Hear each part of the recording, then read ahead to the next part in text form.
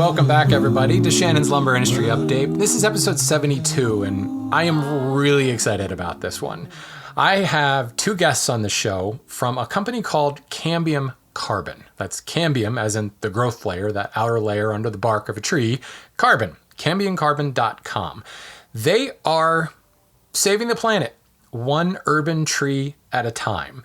They are embracing this idea of a circular economy where not only are they preventing the waste of these urban trees being put into landfills, turning them into lumber, connecting them with buyers to build beautiful things, but they're taking a percentage of their profits and replanting those trees, creating a truly circular economy, a circular industry that in many ways could be a disruptor of the current construction trade and how we actually source and use lumber. When we talk about native timbers and local lumber, this is hyper local, folks. This is really exciting, and I think it has the potential to turn the industry on its head and change how we buy lumber. So without further ado, let's get into the interview. Today, folks, we have Cambium Carbon joining us. Two of their folks from Cambium Carbon are with us. And Cambium Carbon, I like to think of them as a matchmaker. They match urban logs with people who make stuff out of urban logs. And the cool thing is they then take proceeds from that, or at least part of the proceeds, and then replant trees. So today I have Ben Christensen, who is the co-founder and CEO of Cambium Carbon. Welcome, Ben. Hey all, great to be here. Thanks so much for having us. And then I have Paul Timmons, and Paul has been identified to me as the wood expert guy. So Paul, welcome. What exactly is your title? Actually, thanks for having us. Essentially, I started my own business 20 years ago and really developed the interest for salvaging local material a while back. And over the years, I've built the business up. It became quite successful. And Cambium Carbon and my company, OE Custom, have partnered up, and we are starting a new firm called Baltimore Fallen Lumber, in which we plan on bringing this material to market and educate the public and teach people how to utilize this waste stream for good products. Interesting. So you are in the Baltimore area then? I am in the Baltimore area. Yeah, that is correct. I did not know that. Well, I'm in Bel Air, just north of you. So I actually did know that. Okay. I've been following the stuff you've done with the lumber company that you work with for quite a many years now. Oh, how interesting. What a small world. So Yep. Yeah, gosh, I still struggle a little bit. I think of myself as a newbie to the lumber industry. And then I go, oh man, I've been here 12 years now. How did that happen? Yep. 12 years with the lumber company. That's how it works. But I mean, I've been building stuff out of wood for, gosh, we're getting on 20 years at this point, which is why I start to get a little confused. And then my other woodworking persona, Renaissance woodworker, and my online school have been around for more than a decade. So it kind of all jumbles together, and I kind of lose track of stuff. So I've been really excited to have this conversation because I have actually been aware of Cambium Carbon for a little while now. And then you were brought back on my radar because you just got some seed money. Congratulations. Got no small chump change to help kind of further the mission here. But I think what's a good idea, I'm pretty familiar with the company, but obviously my listener base may not be. So Ben, can you kind of give us, as a co-founder, us the origin story? Tell us about the radioactive spider that started all your superpowers here. Yeah, absolutely. So there's two big things. At Cambium, we're really trying to create a circular economy in a new way, in an industry that hasn't really gotten the attention that it deserves. My background really is in carbon and climate science, but my dad was a woodworker. He was a carpenter and a construction worker. So I grew up in the wood shop, had a 3-car garage growing up that never had a car in it because it's so full of wood and tools. So I've always been really put cars in garages. That's silly. Yeah, it doesn't make sense.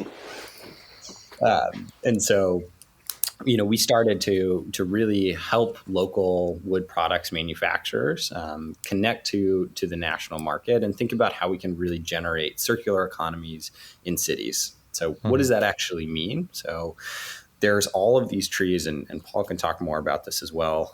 He's been doing this for a lot more years than I have. there's all these trees that come down in cities for a number of different reasons, whether it's a planned removal, new development, because they're old, because of pests. We're removing trees all the time from the urban interface. And usually those trees end up getting wasted. They're turned into mulch on site, they're cut into cookies, we send them to landfill. And it ends up costing tree care companies and cities lots of money to dispose of that wood. And we waste all of these really beautiful and valuable resources.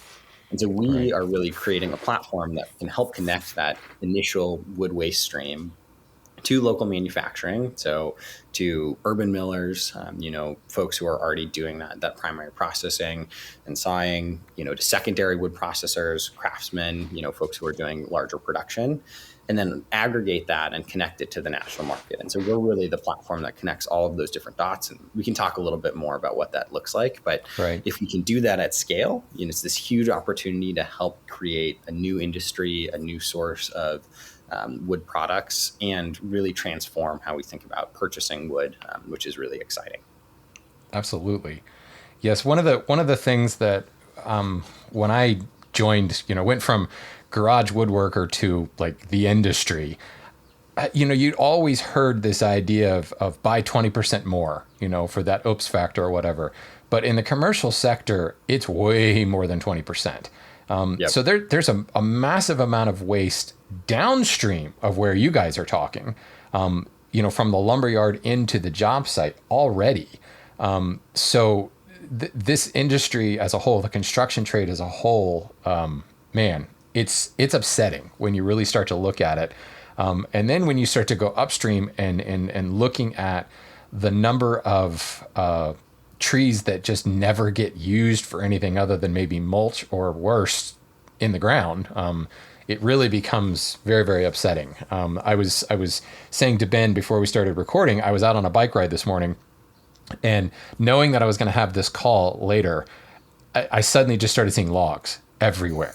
Driving, riding down a little country road, and there's a guy with a cherry tree that's been felled in his front yard, and unfortunately already been bucked into small little pieces that best I could turn a bowl out of it, And then I turn on one of the major roads, and the entire shoulder is clear, and there's a stack of probably 50 to 100 logs just on the side of the road where they've cleared stuff out. Now, some of them are sticks. You could barely get a 2x4 out of it. So, okay, that's a little bit different. But I would just say to my listeners, and most of them are already very well aware of this. Most of them are already kind of hunting for greenwood anyway, but just think about it as you drive down the road. Drive down Interstate 95, and you will see hundreds and hundreds and hundreds of logs just laying on the side of the road. It's crazy. And this stuff currently is not getting used for anything. So let's talk about that part a little bit, the source, if you will.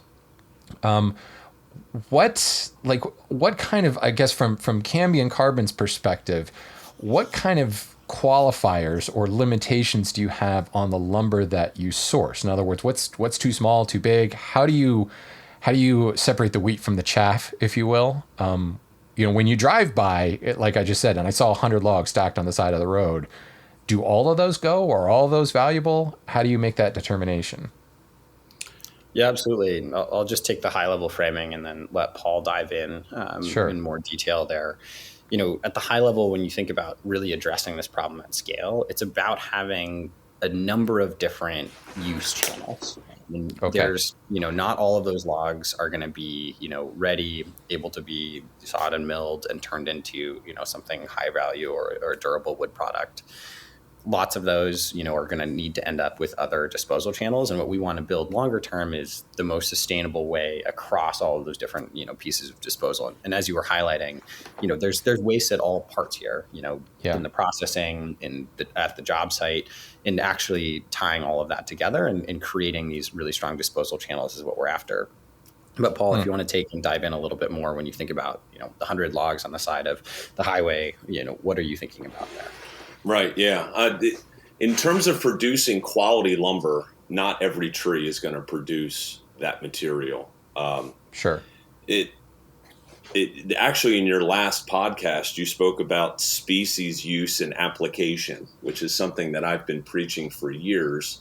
There's a lot of Excellent. material that is valuable. It just doesn't have the understanding or the education amongst the people that look at it to what it should be turned into. And Right. 100 years ago, a farmer would take an elm, an oak, and a poplar and build a barn, and that barn would stand for 150 years. And Right. nowadays, an elm falls and it's viewed as firewood. Or as you talked about, a paulownia used to be a ceremonial Japanese wood 1,000 years ago that is just viewed as mulch at this point. So Yeah. there's... And what a shame, right? What a Yeah. fantastic wood to work. It's Right. Yeah. No, absolutely. And a lot of other species that are being spec'd in our landscape architecture plans throughout Baltimore and throughout every major city in the country, they're spec'ing London plane or Zelkova, which is, they make fantastic material to work with, whether it be to build a table or an accent wall or flooring or a chair. And to Ben's point, it's just a matter of figuring out where these materials can get plugged into what supply chain so that we can start utilizing them again. But the reality is, even after we figure out every species and every use, there's still a lot of trees that still need to be turned into mulch and firewood, and that's not necessarily a bad thing. And the we still crown need of firewood. these trees, We still need mulch. we still need all those other objects. And the crowns of all trees, white oak, walnut, and maple, the crown of those trees really should be used for mulch and firewood. But it's the trunks and it's the bottom sections of these trees that there's really potential there. It just needs the right tools and the right education and the right redirection of effort to really bring them about and use them in the proper way. So while we're talking about this, Paul, what about when we talked about mulching, but because that kind of is the solution to the bug problem, and I'm speaking generally here, whether we're talking powder post, emerald ash, thousand canker, pine beetle, how do you deal with the bug problem? You got logs just lying on the side of the road, or in many instances, trees have been taken down because of infestation. Is all of that wood just deemed then that needs to be mulched, or is there a way to salvage some of that for lumber as well? And how do we apply quality control to that? Right. So I think we utilize lumber with bug holes and active bugs in them. Obviously, milling the material, storing it in a proper location for air drying, and kiln drying it really is what brings about a usable board at the other end. And I think the general understanding of what we used to call defects in the lumber world, we're now considering character. And similar to buying a pair of jeans 50 years ago, and it's nice, clean denim, but today we're buying jeans with holes in them. So it's really not much different than that. And it's just about the re-education of people's expectation and understanding where this comes from and how it's being utilized. And it's not traveling halfway around the world to get in front of you for whatever you're going to use it for, whether it's flooring or a spoon. Right. So, yeah, that brings up a great point that I want to highlight that, we really think about when we think about sort of broader change in the space is, so we operate a software product called Trace, which helps track your inventory, track lumber inventory, track slab inventory, do the full sort of chain of custody tracking. So you can know where your trees came from. You can, track all of that. It allows you to, do some other cool things like printing QR codes, tracking location-based management on your yard. And then more business operations where it's really easy to do pricing, to connect with buyers, to do inventory management. And that's amazing. And that's something that we're investing a lot in, continuing to grow out the futures, trying to really build and provide value there. But to what Paul is saying about, the demand side and also creating, new offtake channels for this, that's something that we're also investing really heavily in. So our partner mills, the folks that we work with, they get this, business operations solution side on the software side. And then also we have a really big and growing sales team that is actively trying to help them sell more wood, because we have to create more and more demand for species that have traditionally been underused or undervalued, and then also for higher character wood. And also showing there's lots of cases when this can truly displace, traditional opportunities, but it has to be done in the right way. So that's something that we think about a lot, is elevating the supply side and also making sure we're helping support our partner millers with, demand side support as well. Sure. Yeah. Well, as the last 2 years have taught us, if there's a slight imbalance in either of those things, all hell breaks loose. And containers back up, and you can't get anything. Yeah. It's what's the word I'm looking for? I guess more of a holistic solution. We need to look at the entire system, and how we, if we introduce a lot of these urban trees, how does that affect everything downstream? It is interesting, however, I was reading statistics, and it might even been a paper that you had published, Ben, but 36 million trees come down annually in cities. Wow. That's more than active felling in active lumber concessions. We don't have that many trees coming down through, quote, traditional sources. So if it works, right? I'm a marketing director for a lumber company, so I'm always asking, what happens if this campaign works? If suddenly I reach 10,000 people about white oak and everybody wants white oak, what are we going to do if it works? We don't have that much white oak. So what if this works? What if we're able to, recognizing that 36 million trees come down, then not all turn into lumber, but say we're able to repurpose that waste stream, because that's what we're talking about at this point. These trees are destined to be essentially trash right now. If we repurpose that and we plug 36 million trees back into the trade, what happens then? Long term, we no longer have plastic choice. We all go back to wooden blocks and Lincoln logs. My concern is, I think this is a no-brainer, and I've seen the market trends.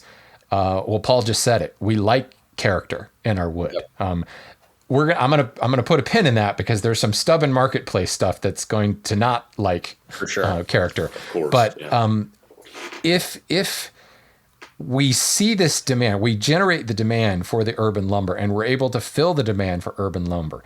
Yes, wood grows on trees. We get that. It is the ultimate renewable resource, but the turn rate's a bit slow.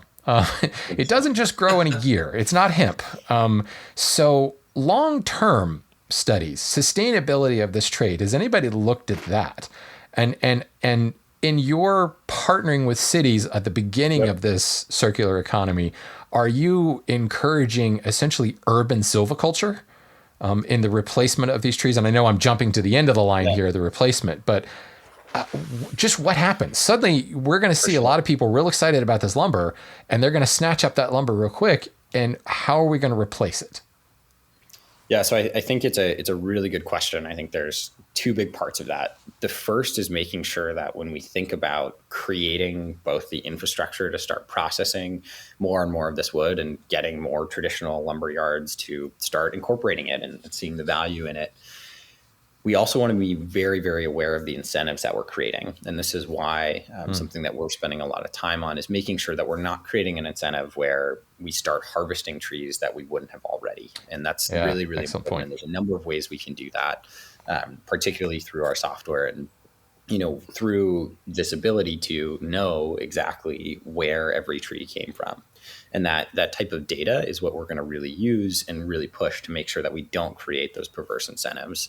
Because, what we're all about, and this is to the second part of your question, is reinvesting in the canopy as well. We really want to help create the resilience and create, investment in new species. And one of the big and really interesting things there, and there's a number of other folks who are thinking about this, there is a opportunity to think about our planting and our city forests in a much more holistic way than has previously been done. And like you're saying, in a lot of ways, it is more of this urban silvicultural perspective. And as we think about climate change and changing dynamics and what type of trees will actually survive really well in our cities, also thinking about the end of life of those trees and how we plant them, how we manage them.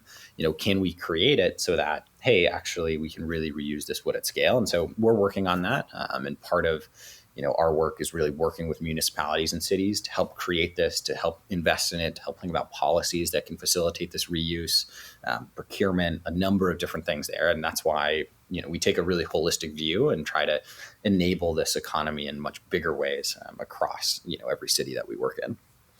So at that source, we're not just going to cities, or you're not just going to cities and saying, okay, we can provide revenue for what you're normally paying for removal, but we can also help with the planning. We can help foster an ecologically sound urban canopy. That's interesting. We're really talking about concession management at this point. Instead of your concession being on the something hectare, it's between 1st and 21st Avenue.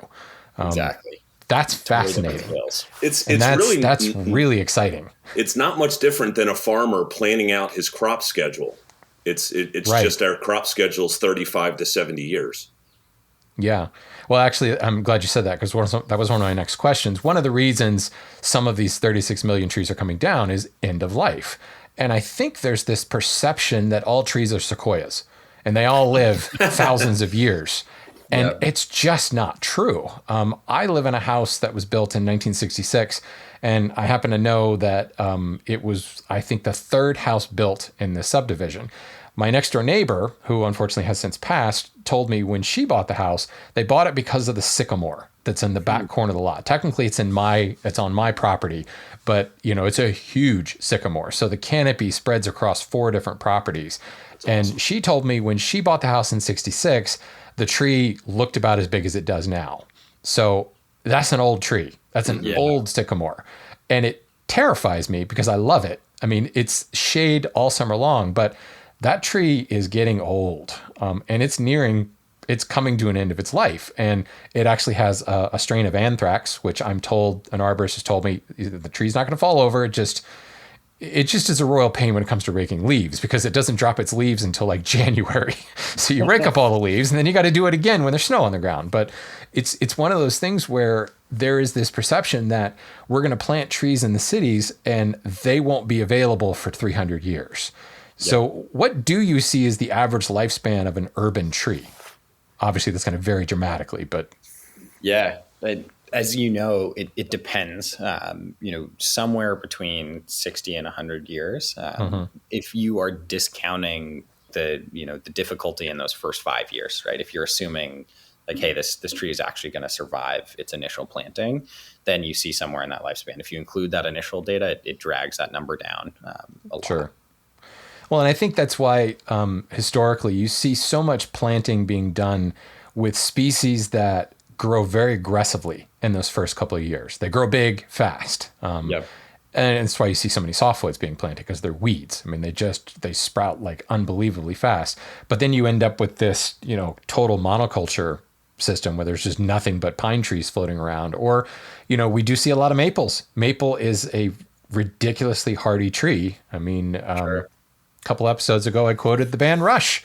They wrote a song about this, and the maples were choking out everybody else.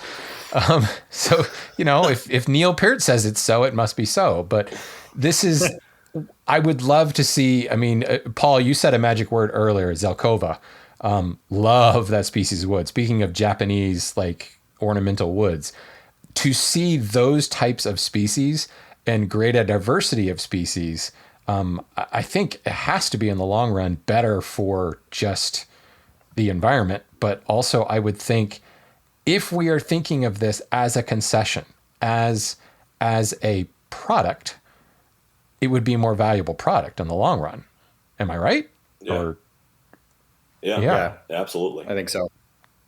That's particularly fascinating. So anyway, I can get caught up in species all day long. That's been my call to arms really for quite some time is there's so many incredible North American species, and most people have never heard of them. And there's such an incredible opportunity there, not only from a woodworking perspective, but the funny thing is most of the woodworkers I know love trees just as much. That you get this perception, you just want to cut them down. No, absolutely not. It's not the case. So it is interesting to hear this. There is the thought of the sustainability side of things, because that I see it in the commercial sector all the time. A species comes into vogue and people just go nuts. And they recognize the value in that standing tree and see, oh, I can make a lot of money off of this. And that tree gets felled either it doesn't need to be felled, or it's felled and not replaced appropriately. So, certainly this could be a whole new revenue stream that could go wrong very quickly, I think. Absolutely. So, go ahead.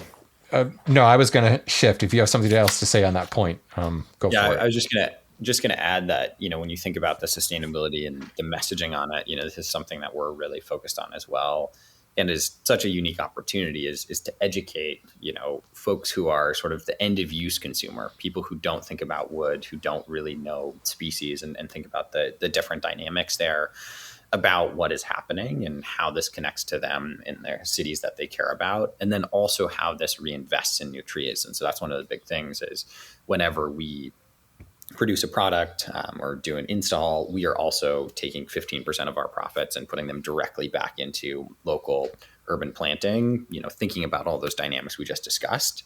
And then we help, our partner millers to actually tell that story for their own clients. And so making that, seamless and really helping to build out the marketing and the messaging behind it so that we can get that right and can really instill in buyers to think about, hey, we want to use different species. We really want to use this wood. We call our wood carbon smart wood because it's locally salvaged, locally processed, plants new local trees. And that helps really tell that story effectively. Right. I wonder what it would take to get FSC to pay attention to this. That is that's a can of worms. But I mean, as far as making it attractive, Sure. and so because I'm shifting to the next step here. We're sourcing this wood. Let's get it into the hands of people, producing lumber out of it. Certainly, there's a certain amount that's going to go to mulch. There's a certain amount that's going to go to non-lumber. But I care about lumber, so let's talk about lumber. Because FSC looks at these things like carbon footprint and distance of travel and things like that. And it audits your concessions. It audits your harvest. This is kind of apples and oranges in some way that I'm not sure FSC auditors would really know what to do with it. Yep. But just as a tip, I guess, Ben, I'm sure you've thought of this. Yeah. Somebody in your company needs to be starting talking to them because So a couple things that I'll highlight on that, we're talking to FSC and SFI is actually, doing they're sort of leading some certification work there. There's some other certification work. And I think certifications are really important. What I would also push, and this is how we are thinking about it, and I think this is an opportunity for us to really leverage technology to think about industry transformation. I think, at a high level, and this is longer term, you need certifications when you don't actually know where this wood is coming from, in the sense of you don't know where every board is coming from. Right. We can tell you that, and we can tell you all of that, and we can tell you the carbon impact of that directly each time. And that doesn't mean that we don't need third-party certification to go in and verify some of that data. We 100% do. And I think FSC is a great partner on that, SFI and a couple of others as well.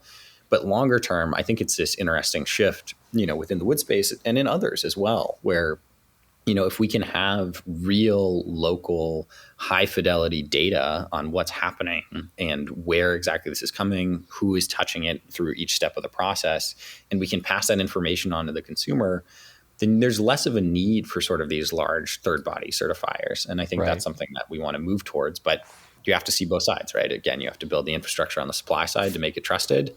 And then you have to build the demand side to also believe in it. Right. I wish you could see the size of the smile on my face right now to hear you say that. In the industry, I recognize the necessity of FSC, and working with architects and people wanting LEED certifications in the Green Building Council, obviously FSC is king. No other certification schema is being considered. Even though I love the VLO and the TLTVs that we're using in Africa, that I think far outweigh the traceability. than what FSC does. FSC is here, and FSC is being spec'd by architects and by builders everywhere. But it isn't, if you do it right, it's not really necessary. And that's, yeah, you said some magic things there that I like to hear, because ultimately what we're talking about is traceability. And the reason that certification is there is to shine a light on it when you don't know, because the supply chain is incredibly convoluted to this point. The closer and closer and closer we get to local sourcing, it becomes irrelevant. That's really cool. So yeah, big picture, long term, I think that's fantastic. Short term, you said it right. That word is traceability, which is why we call it trace. Right. Very nice. Very nice. Short term, I think that getting your lumber spec'd, getting, carbon smart carbon. Carbon smart wood. Carbon smart wood. Sorry. Getting carbon smart wood, that term actually specified on plans, could go a very, very long way, obviously, to moving this material. Having the rubber stamp, if you will, of FSC is going to increase the value, certainly. Absolutely. And it's going to make whatever they're building eligible for LEED, which is what everybody wants right now. They want that silver, that gold, their platinum LEED certification. Absolutely. So, and unfortunately, the only way you can do it right now is with the FSC, call it a rubber stamp, or, it's got a negative connotation. I don't want to completely throw them under the bus, but so anyway, that's my short-term thought.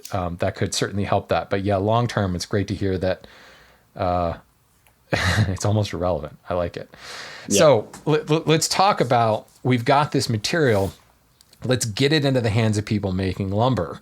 So how do you connect this material to millwork houses, to lumber yards, if you will, sawmill owners, and eventually to consumers, wood users, not so much consumers, but makers, I guess, transformers, however you want to put it. Yeah. I mean, I think what I would say on that is it's just like any new material or any new idea. You have your early adopters, you have folks who follow them, and then you have some sort of latent folks who are slower to pick it up. We've really shown that we've got a lot of folks on boards. We have about 40 different shops, mill workers across the country who are using trace right now and getting a ton of value about it. We're seeing a lot of growth in the space, and we're starting to see some of the really exciting synergies that can come when you have a lot of data, and shops can start sharing data. They can purchase from each other. There's big opportunities to really grow and to monetize there. And so with that, that's a really big part of it is showing that, this wood can be used, it can be used at scale, that there's demand for it. And that's a big part. I think the other thing that we can really do to help drive this to market is bringing in these larger orders. And our bigger vision is really working. And, as you're talking about, Shannon, some of the certifications are important for this. Some of this is about just connecting with the right large purchasers. But we're working with several national buyers to start purchasing locally and doing aggregated purchasing. And that's where we can really bring these larger, consistent orders to smaller, shops that traditionally wouldn't have access to it, but they can fulfill part of an order, and it can be consistent, and it can be something you can count on rather than, one off and really trying to have that as your core business model. And that is something that can be transformational, and we're really, really excited about. Yeah. Cooperative buying is certainly not a new idea. People have tried it. LMC has been there for quite some time doing it. And there's a great deal of success looking at that. Oh yeah, no doubt.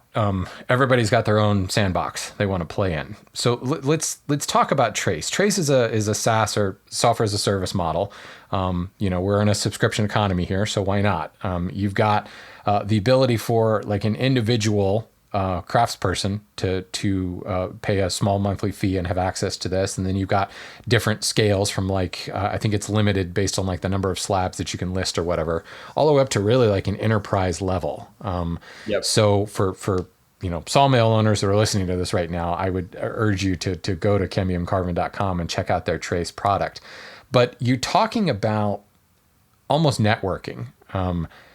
So is this a web-based app, or how does this actually, I'm getting really specific here, but Yeah. how are we networking our data? If I've listed a bunch of slabs, how is that benefiting another sawmill somewhere else? 100%. So a few things there. Like you're saying, it really works across different scales. So from small folks who are, cutting a few slabs a month as a hobby, but want to start getting those online really easily, we make it super, super fast and easy to start getting your wood online onto your own website. We can help you set up your own website, and we can get that moving really quickly, all the way up to really large users and folks who don't come from the urban milling side. We're building this really strong data-driven platform that just manages wood products inventory really effectively. And so, we're seeing a lot of folks who, aren't coming from the salvage space who are excited about it and who want to use it. And we're continuing to add more and more features there that will provide value to them. When we think about like how this actually drives sales and improves business, so it's helping getting your wood online, and then also what we're really building towards, is we bring you deals, right? And so that's what I'm talking about in terms of having a sales team that can help you sell this wood more effectively. So we help bring in the demand side there as well. And then the final component, when we think about more of that marketplace, where we're actually connecting the dots from peer-to-peer. Right now, we can do that sort of in a back channel way. So what we see, we have a great example of this in Denver, where several of our shops basically have logins into each other's inventory because they're purchasing from each other all the time. So we can set that up when you have strong peer-to-peer relationships. And what we're building to launch in the next several months is more of an online marketplace that will continue to be insider only. So only, available for basically wholesaling, slabs or lumber to other mill workers. Now, can Cambium Carbon act as like a mediator, as the data admin, if you will? I mean, it's your software, so one would assume you have master admin in there that you can connect those dots without. It's great when you've got that strong peer-to-peer relationship, and you do see that in hyper local type markets, but spread out slightly beyond the city limits. Think over the terms of sawmills that I may deal with up in Pennsylvania or slightly further afield, still local-ish, but maybe 2 states away. I can't see my boss saying, yeah, we want them to log into our system. Oh, hell no. That's not going to happen. So having a third party like like you guys sitting there who are managing the data, can you be making that connection? Do you see what I'm saying? You're like that mediator in there. Exactly. And I think a couple things that you're bringing up again around data privacy, how do you actually decide if you want to share it or not? And one of the things that we make it really easy to do within the software is to say, hey, these are things that I would want to, post externally, whether that's on my own website or sharing it with other, millers and sawyers through, that sort of peer-to-peer tool as well. So it's making that really simple and easy to decide. And one of the big things that we really believe is we want you to have control over your own data. And so we definitely serve as, bringing in, hey, here's a bigger order. Hey, you have, a ton of white oak right now, and we know that there's some buyers who are looking for it. Are you interested in connecting? But we really let you continue to have those decisions. And also, we want to make it really easy for folks to run their business. And, this is not just a software platform. You get all of these additional, support, whether it's our sales team, our marketing team, helping you tell your story more effectively and helping to drive in larger orders. We want, woodworkers to focus on what they love, which is usually working with wood. My dad's this way is, he's an amazing, he makes a lot of frames and sort of smaller wood toys, amazing craftsman. Never going to sell anything, no interest in it, just wants to work with wood. And obviously everybody's different with that. But we want to make it really easy to really connect to the market effectively. That's interesting.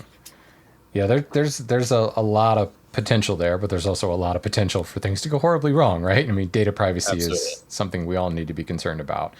So I look at this, I'm going to take off the woodworker hat and put on the director of marketing for a very, very old lumber company here. The market the North American market is stubborn, incredibly stubborn, very resistant to change. New species, they're like, no, we're not going to do it.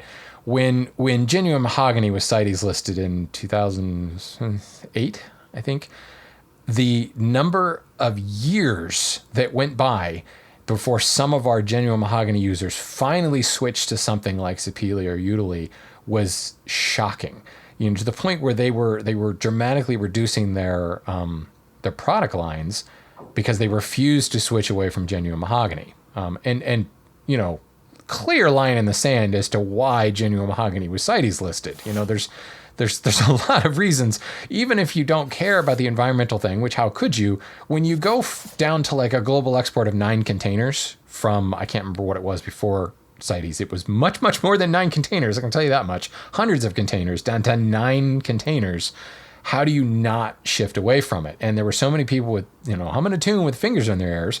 I'm dealing with the same situation with the teak market right now, not due to CITES, but due to, bad mojo happening over in Myanmar. We see the same thing happening with overused species. The writing is on the wall. Maybe they're not endangered. Maybe they're not even like in danger of being endangered, CITES Appendix 2, but people just don't want to hear it. Manufacturers claim we need consistency, especially in the age of the CNC. We know what we're getting when we're buying white oak or when we're buying species X. To change that could throw off everything from there. Grade is incredibly important. They can't deal with poor grade, which unfortunately is also adding to the waste downstream because, they're buying this perfect grade stuff and still there's, 12-inch offcut of perfectly 100% clear that's going in the trash. So in other words, the marketplace is spoiled rotten. So how can we affect that change? Certainly there are those that already get the beauty of wormholes and spalting and crotch figure and live edges. But then there's the other side that's like, I don't want live edges. That's a defect. The NHLA says that is a defect. So I'm going to only pay you pennies for that. What do you guys think? And Paul, you may have some more direct experience on this. How are you convincing the old school, if you will, that this is just as legitimate a source of lumber than the traditional felling from a forest somewhere? Honestly, it comes down to re-education. There's just a lot of people that just have a complete disconnect to where the wood comes from and what it should be used for. And once they're educated that this wood grew in their neighbor's yard and that they could have it in their home, it's amazing how fast the particular designers and architects that need the exact color are willing to pivot to something that makes a lot more logical sense and also helps the environment. And prior to the it looks like wood, right? Yeah, it's not plastic. It's still the same thing. It's just it has a slightly different appearance to it. So it's really about re-education. That's interesting. And you said the key words there, designers and architects. Correct. We got to go upstream because the contractors, the builders, they're working off somebody's plans. Somebody has spec'd it to them. Not always, but for the most part, and the difficult projects that land on my desk these days, generally it's some contractor or some home builder grumbling about what an architect is making them do. Because, heaven forbid, the architect has a vision that they want to realize.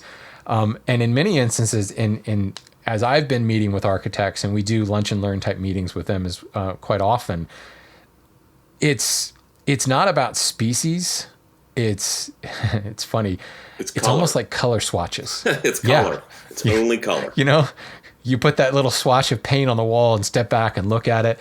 A perfect example of this is go to any flooring manufacturer website and you will do like a, Control F find search on the website and you will see very few mentions of actual species. it's Sierra Mist, and it's Sierra Mist. That's a soda, but not far off. You get the idea. It's not far off, right? Yeah, sea green and things like that, and it's all the colors that they're going for. And I'm looking at it and going, well, that's maple. Okay, well, that's oak. And nowhere does anyone care about the species. It's about what the look is, and I'm seeing more and more, and actually, even though they've gotten in trouble recently, but Lumber Liquidators is actually fantastic for this, because they are bringing in really low grade material, which is a lot more defect, which has kind of changed the zeitgeist, if you will. It's almost like it's now cool. Reclaimed lumber is it's in vogue, but it can be kind of a royal pain in the to work with if it's punky and filled with all kinds of rot and things. So I do think that the more we can shine a light on source, I do think you're right. Yeah. People are excited by that, and they forget about needing that perfectly uniform straight grain cherry look, or perfectly uniform, white woods are so in right now. So it's all maple. But take some time to throw an accent wall up that has something unusual that you can say grew on the corner of 7th and Avenue of the Americas. I don't think those two intersect in New York City. They don't. No, Avenue Americas is first. Never mind. Never mind. You get the idea. So I think that's kind of fascinating. Re-education is probably the best word for it, I guess. It has to be. For a decade before I started milling my own stuff, I was buying from the lumber company you work for and many others. Mm-hmm. And my showroom was full of nothing but all of these species: Babingo, walnut, ash, sapele, utile, all of it. Mm-hmm. And people came in and said, I want brown, tan, or red. And I quickly realized, yeah, you're right. I pulled all of those species down and I put up the brown, tans, and reds of Baltimore. And they sold just as fast with just as much ease as did FAS or One Common material coming from the industry supply chain. So it was purely a 30-minute conversation for the average architect, designer, or client, homeowner. And when you throw in the added pitch of, I can show you where it's coming from, I have an address, here's the chain of custody, which Trace really provides great information on. As well as we take the profits from this and we replant this crop to where it's not a pine tree. We're focusing on what woods are of use down the road, like white oak and like walnut and like maple, or poplar, that we can utilize in this country for a whole host of reasons that we have just kind of turned a blind eye to over the past 50 years. Yeah, we've got to re-educate the world on the reputation of poplar. Yeah, it has become such wood. A commodity product that it's just for millwork. It's paint grade millwork, and man, poplar is gorgeous. Anybody who says that hasn't freshly split open a poplar log and seen all the colors that show up in there. Right. And this is you hinted on it earlier. One of my earlier episodes is about changing the reputation of these trees that are known as trash wood, or that's invasive species, and that just needs to be turned into mulch. There's some really incredible things out there that can be made into very, very beautiful things. Yeah. That's exciting. And the rainforest or Burma and getting ipe and teak, if we re-educated every arborist in the country that black locust would last just as long, we would have the most invasive weed in North America, black locust, available for sale, and we're no longer tearing down the rainforest to get ipe. But right now, everyone thinks black locust is a weed tree, and most state governments want it removed because it's taking over, and no one actually realizes that you can bury a 6x6 in the ground, and 50 years later, it's going to be the same condition below ground as it is above ground. Yeah, I have a fence up near Havre de Grace that I built at the Stepping Stone Museum out of black locust. It's now been in the ground for 8 years, so it's just fine. Yeah, and this is where, Ben, as you're dealing with these cities, this is where re-education needs to happen, because black locust is a perfect case study. It's actually banned in many states. They want it removed. You're not allowed to plant it. You're not allowed to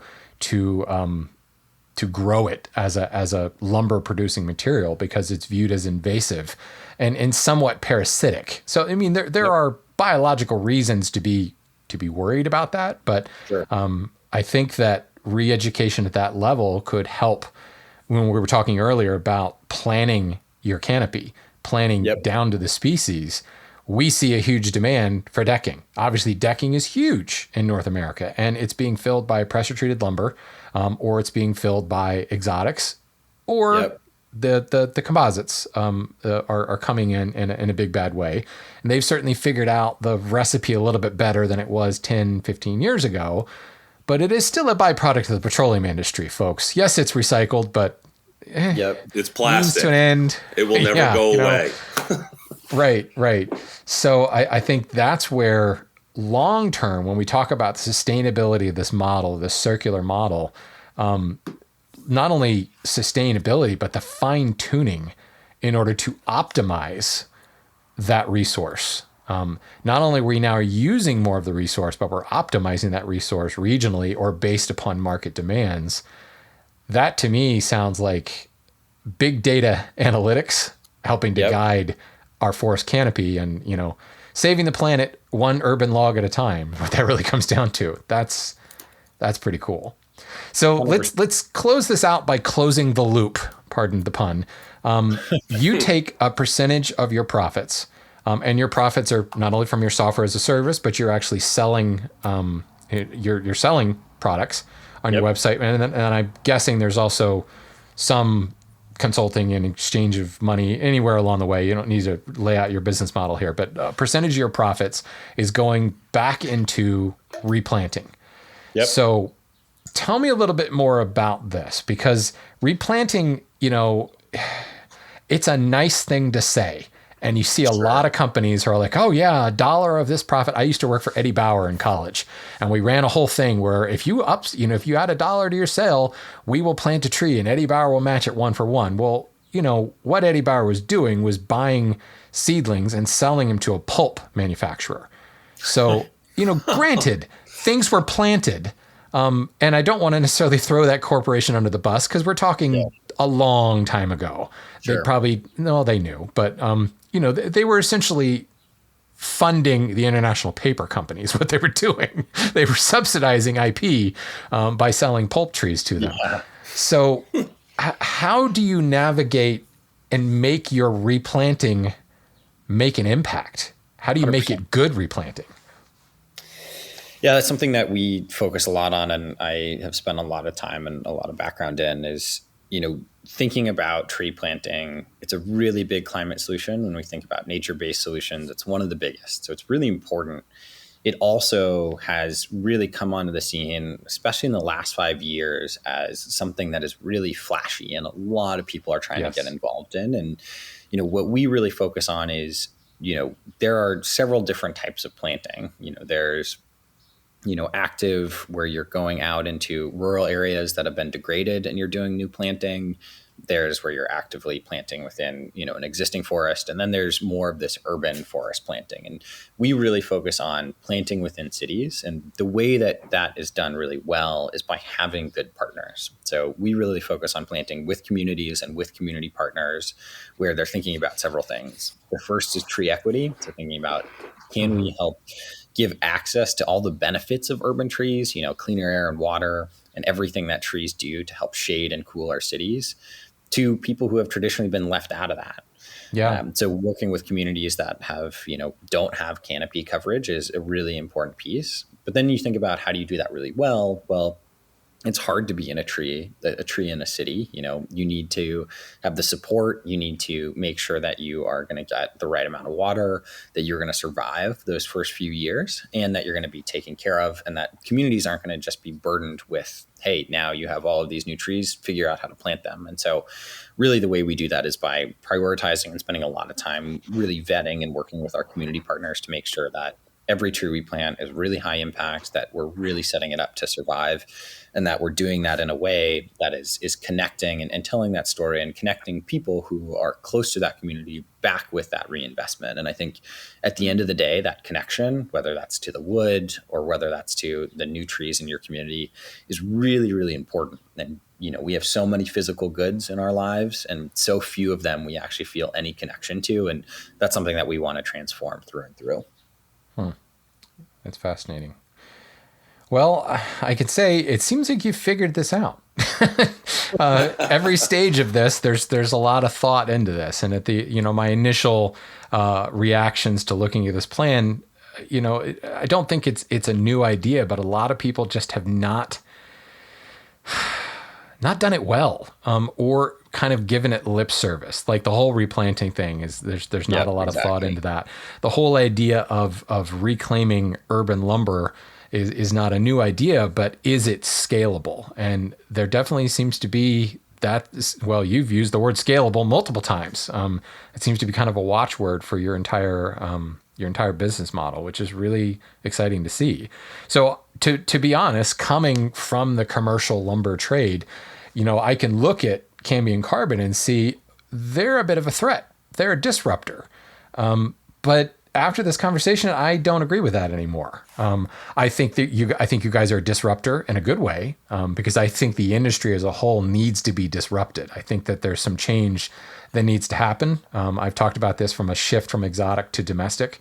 But I also think that the democratization that you're providing through your trace product makes it the sawmill.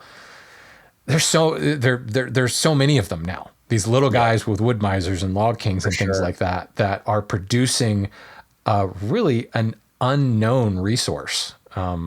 So not only are we using more of the wasted resource from the urban trees, but now we're actually getting them turned into quality lumber, mulch, firewood, things like that.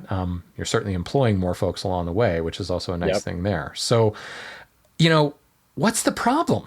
Like, this seems like a no-brainer. So let's kind of, I don't want to close it on a negative note, but something for the listeners to think about, and something for, sawmill owners listening to this and wood users listening to it, and any city planners that might get this and are listening to it 6 months from now. What kind of resistance are you facing when you go to a city, when you go to a millwork house or to a user? Is there no resistance, and it's just you're not known? What's the problem, I guess? Well, yeah, I don't. Go ahead, Paul. I was going to say, from my perspective, in terms of wood shops, you had said it earlier, Shannon, that there's just a stubborn nature, that white oak needs to look like this and sapele needs to look like that. And in the past few years, I have to say, I have a lot of groups that come to me and say, I want your ash because that looks way nicer than FAS. So easy there. There's commercial ash versus just carbon smart wood. Ash puns. Puns. Got to do it. So it's important. It's been interesting to see this shift occur amongst smaller groups. And as I've worked with larger groups, mill workshops and designers and big firms on big projects in DC, for example, they had FSC spec'd, and I educated them in my shop on what our product is versus FSC. And I had everyone, including the developer, jump ship and go with the local product with the story, because that really moved them much further than a sticker at the end of the pile. So it's really about... Can you imagine walking into a hotel or an office building and you've got this nice feature wall, but then there's like this little plaque at the bottom that says, this came from the corner of, who's it and what's it.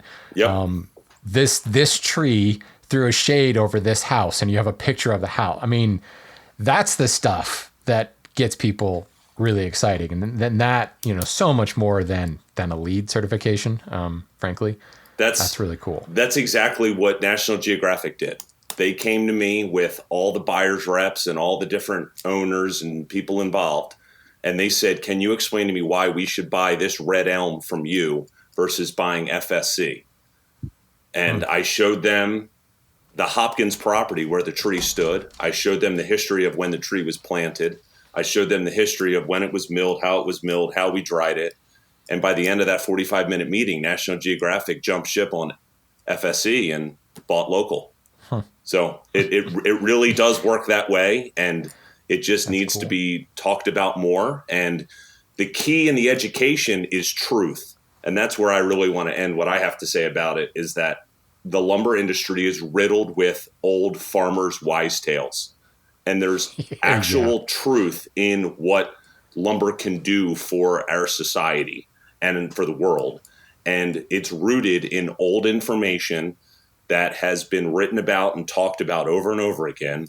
And if we go back to those fundamentals, we will be able to replace things that we can't get, like Chechen or Coca-Cola, with woods that grow right here within our city. It's just we got to open our eyes and our ears to understand how this stuff can be utilized to solve these problems and to tell a story along the way. Cause you to break out in a rash.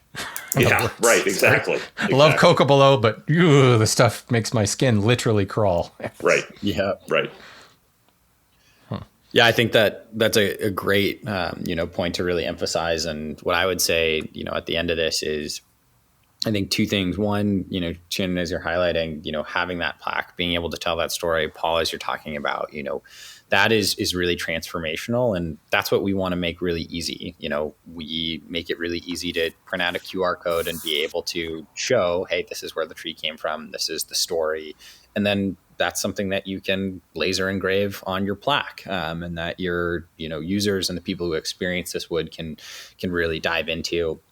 And then I think, to the core of your question, Shannon, of like, why hasn't this worked at scale yet? Is I think it's because nobody has brought in the right resources, has thought about it fully holistically, and has gotten through all of these challenges. And I don't by any mean want to make it seem like we have figured everything out. I think we've got some really rock solid foundation. We've got amazing partners. We've got a lot of adoption. We're really excited for anybody who's interested in learning more about what we do, how we can help grow your business, or using Trace for them to check us out. Again, as Shannon mentioned, cambiumcarbon.com, and then you can find Trace on there. But the core of it is really about how do we grow? And the last thing I would say is, what is Cambium? There's a reason why we picked that as our name.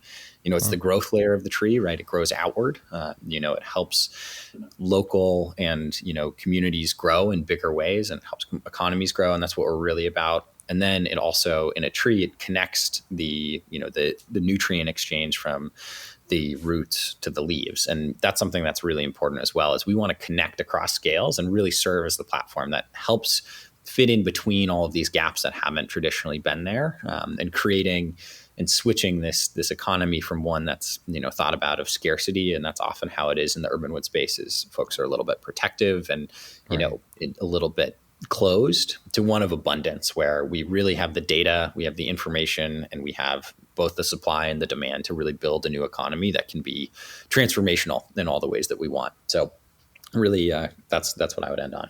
I very much like that, a trait of abundance, because I don't think many people recognize how much in flux the urban canopy actually is. I think people think that it's, you can't take down that tree because it's hard for a tree to grow in a city. And oh, by the way, the one next to it was already taken down, and people aren't really seeing that. So, wow, guys, thank you. Very, very cool. This is kind of exactly what I was expecting this conversation to go. The only bit of advice that I can give you, Ben, is I love your idea of embracing Cambium as your name. As you say, it's the growth layer.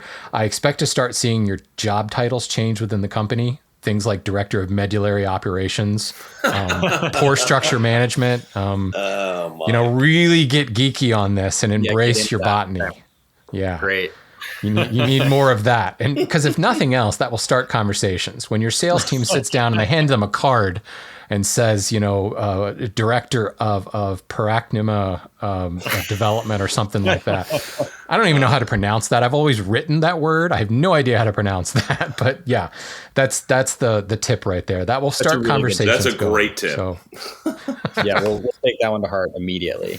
Start instituting some changes right away. Awesome. Well, glad to help. And guys, keep up the good fight. Changing the world through urban lumber, cambiumcarbon.com. Thank you both, Ben and Paul, for joining me, and keep it up. Thank you very much for having us. Thanks so much.